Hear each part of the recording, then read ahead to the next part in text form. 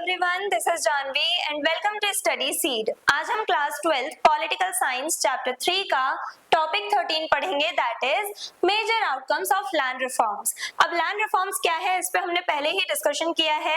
Land reforms हम लेके आए इंडिपेंडेंस के बाद, यानी कि लैंड जो है वो लैंडलेस फार्मर्स के बीच में डिस्ट्रीब्यूट करने के लिए हम कुछ रिफॉर्म्स लेकर के आए, कुछ ऐसी पॉलिसीज बनाई जिसके थ्रू लैंडलेस फार्मर्स को भी जमीन दी जा सके, उन्हें भी लैंड प्रोवाइड की जा सके for cultivation and for their survival. तो इसके लिए हम लैंड रिफॉर्म्स लेकर के आए। अब इन लैंड रिफॉर्म्स के क्या आउटकम्स निकले वो हम आज के वीडियो में डिस्कस करेंगे। So land reforms were an important part of plan development in India. तो इंडिया में जो हम प्रॉपर प्लानिंग करते हैं for our development, 5 year plans बनाए जाते हैं फॉर द नेक्स्ट 5 इयर्स। अगले 5 साल में हम अपने आप को किस पोजीशन पे देखना चाहते हैं, हमारा कितना डेवलपमेंट हो जाना चाहिए, उसके लिए हम टारगेट्स, अपने जो गोल्स हैं, प्रायोरिटीज जो है वो सेट करते हैं और उसके अकॉर्डिंग ही हम नेक्स्ट 5 इयर्स तक हमारी गवर्नमेंट उसी प्लान के अकॉर्डिंग पॉलिसीज एंड लॉज वगैरह बनाती है गवर्नमेंट।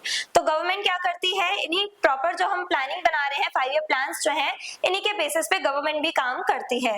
तो ये प्लान डेवलपमेंट जो हमारा चलता आ रहा है, इंडिया में हम प्रॉपर प्लानिंग करते हैं इंडिपेंडेंस के बाद से ही। तो इसी प्लानिंग में इंपॉर्टेंट एस्पेक्ट रहा है हमारा लैंड रिफॉर्म्स। लैंड रिफॉर्म्स की वजह से हम अपने जो लोअर सेक्शन है सोसाइटी का, दैट इज फार्मर्स, उनका डेवलपमेंट करवा पाए लैंड रिफॉर्म्स की वजह से। और इसी वजह से लैंड रिफॉर्म्स हमारे डेवलपमेंट के लिए काफी ज्यादा इंपॉर्टेंट थे। सबसे पहला लैंड रिफॉर्म क्या था, अबॉलिशन ऑफ जमींदारी। हमें 3 मेजर लैंड रिफॉर्म्स देखने को मिले। सबसे पहला abolition of zamindari, zamindari system जो है वो खत्म किया गया। लैंड सीलिंग लॉज बनाए गए, गवर्नमेंट ने एक सीलिंग या लैंड पे एक लिमिट सेट करी। और टेनेंसी रिफॉर्म्स, जैसे कि जो रेंट पे ले लेते हैं लैंड्स, जो फार्मर्स लैंडलॉर्ड से रेंट पे लेते हैं लैंड फॉर कल्टीवेशन, तो वो फार्मर्स कहलाए जाते हैं टेनेंट्स। तो उनको लेकर के रिफॉर्म्स लाए गए, उनको लेकर के लॉज बनाए गए। और इन सभी रिफॉर्म्स के क्या आउटकम्स निकले वो हम आज के वीडियो में डिस्कस करेंगे। सबसे पहले है अबॉलिशन ऑफ जमींदारी।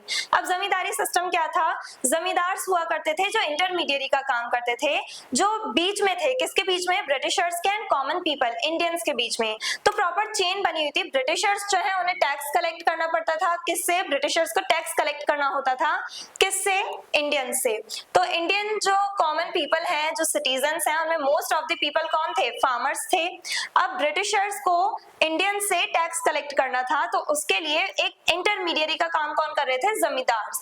जमींदार्स क्या करते थे, इंडियन से यानी कि ऑर्डिनरी सिटीजन से टैक्स कलेक्ट किया करते थे और आगे अपना कमीशन रखने के बाद ब्रिटिशर्स को वो टैक्स दे दिया करते थे, रिमेनिंग अमाउंट दे दिया करते थे। फॉर एग्जाम्पल, ब्रिटिशर्स ने कहा है कि आप 50 रुपीज टैक्स कलेक्ट करोगे हर एक पर्सन से, तो जमींदार्स क्या करते थे, वो 70 रुपीज कलेक्ट किया करते थे। 20 रुपीज जो है वो जमींदार्स अपने पास रखा करते थे एज अ कमीशन, और 50 रुपीज जो है पर पर्सन के हिसाब से वो अमाउंट दे दिया करते थे जमींदार्स किसे, ब्रिटिशर्स को। तो इस टाइप से प्रॉपर चेन बनी हुई थी, जहां पे इंटरमीडिएरी यानी बीच में ब्रिटिशर्स एंड इंडियंस को जोड़ने का काम कौन कर रहे थे, जमींदार्स। और ब्रिटिशर्स इतना एक्सप्लॉइट नहीं कर रहे थे जितने जमींदार्स एक्सप्लॉइट कर रहे थे कॉमन पीपल को। क्यों, क्योंकि जमींदार्स जो है पहले ही ब्रिटिशर्स ने बहुत ज्यादा टैक्स लगा रखा है, उस पे से जमींदार्स अपना कमीशन निकालने के लिए और ज्यादा हाई अमाउंट कलेक्ट किया करते थे सिटीजन से। तो इसी वजह से जमींदारी सिस्टम को खत्म करने की जरूरत थी। अब इंडियन गवर्नमेंट ने क्या किया, इंडिपेंडेंस के बाद जो जमींदार्स हैं उन्हें बीच में से हटा दिया। अब सीधा जो गवर्नमेंट है वो ऑर्डिनरी सिटीजन से टैक्स कलेक्ट करती है।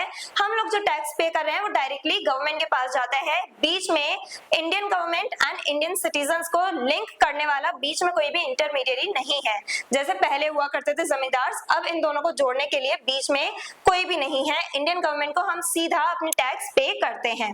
तो जमींदारी सिस्टम सबसे पहले खत्म की गई, जिससे कि जो सिटीजन्स हैं उन्हें एक्सप्लॉइटेशन से बचाया जा सके, स्पेशली फार्मर्स को एक्सप्लॉइटेशन से बचाया जा सके। It removed middleman, zamindars, between the government and farmers. यानी कि इंडिपेंडेंस के बाद हमने क्या किया, ये जो जमींदार्स का इंपॉर्टेंट रोल जो प्ले करते थे जमींदार्स, जो जमींदार्स की इतनी इंपॉर्टेंट पोजीशन थी, इसे हटाया गया। अब इंडियन गवर्नमेंट को हम डायरेक्टली पे करते हैं taxes. Farmers got direct ownership of land. अब फार्मर्स जो हैं उन्हें भी डायरेक्ट ओनरशिप दी गई लैंड की, यानी कि अब जमींदार्स जो हैं, जमींदार्स क्या किया करते थे, वो अपनी लैंड पे कल्टीवेशन करवाया करते थे फार्मर्स से। जमींदार्स जो हैं उनकी पोजीशन बहुत ज्यादा हाई मानी जाती थी सोसाइटी में, तो उसे खत्म करने के लिए हमने क्या किया गया, जमींदार्स की जो पोजीशन थी, जो जमींदार्स का पूरा स्टेटस हुआ करता था सोसाइटी में, उसे खत्म करने की कोशिश करी, जिससे कि कोई भी एक्सप्लॉइट ना कर सके फार्मर्स को, लैंडलेस फार्मर्स को।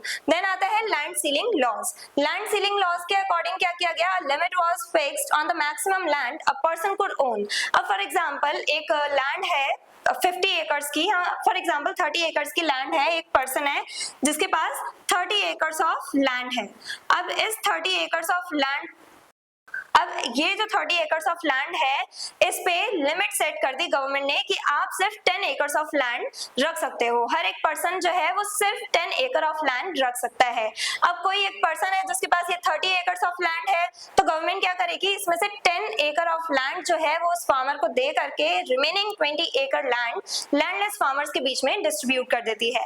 तो इसके थ्रू क्या किया गया है, जो जिन फार्मर्स के पास काफी ज्यादा अमाउंट में लैंड अवेलेबल थी, जिनके पास काफी ज्यादा अमाउंट में जिन लैंडलॉर्ड्स के पास जमीन थी, उनसे एक्स्ट्रा लैंड जो है वो ले करके लैंडलेस फार्मर्स के बीच में डिस्ट्रीब्यूट की गई। और उस लैंड के ही थ्रू जो लैंडलेस फार्मर्स हैं, अब क्योंकि उनके पास हमने उन्हें फील्ड्स दे दिए, उनके पास हमने फार्म्स, अब क्योंकि उनके पास अपने खुद के फार्म्स हैं, तो वो खुद कल्टीवेशन करके अपनी अर्निंग्स कर सकते थे। उन्हें जमींदार्स पे या लैंडलॉर्ड्स पे डिपेंड होने की कोई भी जरूरत नहीं रह गई। Extra land was supposed to be distributed among landless farmers. तो जो एक्स्ट्रा लैंड जो हुआ करती थी इन लैंडलॉर्ड से लेकर के लैंडलेस फार्मर्स में डिस्ट्रीब्यूट कर दी जाती थी।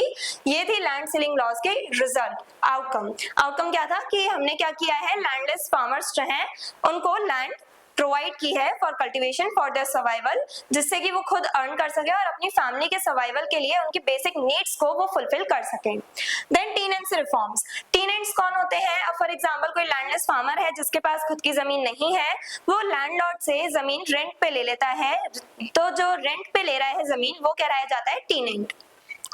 अब टेनेंट्स जो है उन्हें भी काफी ज्यादा एक्सप्लॉइट करते थे लैंडलॉर्ड्स। कभी भी टेनेंट्स जो हैं उनसे जमीन छीन सकते थे लैंडलॉर्ड्स, क्योंकि वो उनकी खुद की जमीन है लैंडलॉर्ड की, तो कभी भी टेनेंट्स को वो रिमूव कर सकते थे अपनी जगह से, वो लैंड अपनी कभी भी वापस ले सकते थे।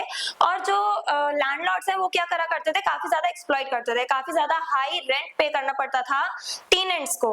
लैंडलॉर्ड्स को टेनेंट्स काफी ज्यादा हाई अमाउंट पे किया करते थे। फॉर एग्जाम्पल अगर आप कल्टिवेशन कर रहे हो तो जो भी आपकी अर्निंग होगी उस कल्टिवेशन से, आपके जितने भी एग्रीकल्चरल प्रोडक्ट आपने प्रोड्यूस किया है उसका या तो 50 to 60% आप दोगे लैंडलॉर्ड्स को, वरना वो सारा अमाउंट, वो सारे प्रोडक्ट सेल करके जितना भी अमाउंट आपको मिला है, जितना भी आपकी अर्निंग है, उसका 50 to 60% आपको किसे देना पड़ता था, लैंडलॉर्ड्स को।